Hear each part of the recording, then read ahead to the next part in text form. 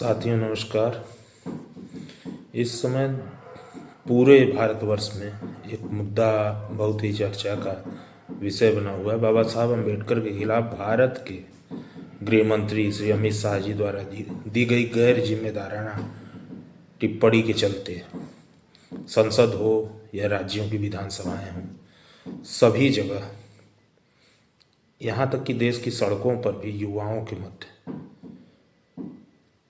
भयंकर रोष है। मुद्दा यह है कि लोग काफ़ी हद तक ये जानना चाहते भी हैं और जानना भी चाहिए कि बाबा साहब अम्बेडकर थे कौन। यदि इस बात की व्यक्ति को एक समझ हो जाए तो वो संभवतः कोई टिप्पणी करने से बचेगा। जो व्यक्ति जिसके पास 32 डिग्रियाँ, एक दो नहीं 32 डिग्रियाँ, जो एक राजनेता तो था ही, इमिनेंट ज्यूरिस्ट था, इकोनॉमिस्ट था, Buddhist, philosopher, anthropologist, historian, orator, editor, scholar, writer, न जाने क्या, इतने प्रासंगिक विचार वाला व्यक्ति जो कहता था कि धर्म मनुष्य के लिए है, मनुष्य धर्म के लिए नहीं है। अधिकारों के संदर्भ में जो व्यक्ति कहता हो कि छीने हुए अधिकार भीख में नहीं मिलते हैं, अधिकार वसूलने पड़ते हैं। जिस व्यक्ति ने जो एक ऐसे समाज से जन्म लिया जिसे अछूत माना जाता था,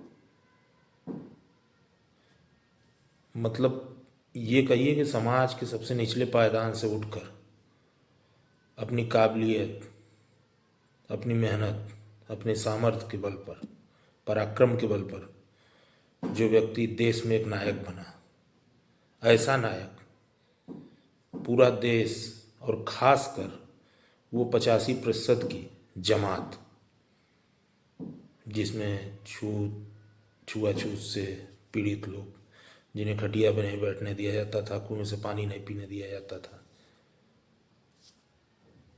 ये चीज़ें तो अब कुछ यूँ समझिए कि एक ऐसा व्यक्ति जिसने जमीन पर बैठे हुए व्यक्ति को उठाकर एक मुकाम दिया, शिक्षा की अलग जगह करके उसे समाज में अपने पैरों पर खड़ा होना सिखाया। जो कहता था जो कौम अपना इतिहास नहीं जानती वह कौम कभी अपना इतिहास नहीं बना सकती। कहते थे वो शिक्षित बनो, संगठित रहो, संघर्ष करो। इतने महान व्यक्ति पर जो एक अभाव के जीवन से उभर कर उन करोड़ों वंचितों को एक मुकाम दे गया, सिर्फ वंचितों को ही नहीं, समाज के हर तबके के लिए उन्होंने किया, देश के लिए किया। उस व्यक्ति के खिलाफ देश के गृह मंत्री द्वारा की गई टिप्पणी इतनी निंदनीय है, अशोभनीय है, जिसके लिए देश के गृह मंत्री को स्वयं समाज के समक्ष आकर, देश के समक्ष आकर शब्दों को वापस लेना चाहिए, अपने कहे हुए के लिए माफ़ी मांगनी चाहिए। अम्बेडकर बार बार नहीं, युगों और सदियों में पैदा होते हैं।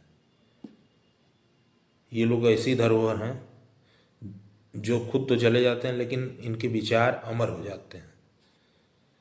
अम्बेडकर एक दर्शन है। अम्बेडकर क्या नहीं है, इस चीज़ को समझना होगा। देश के गृह मंत्री जी को भी जानना होगा। आज की जो खोखली राजनीति है उन राजनेताओं को जानना होगा।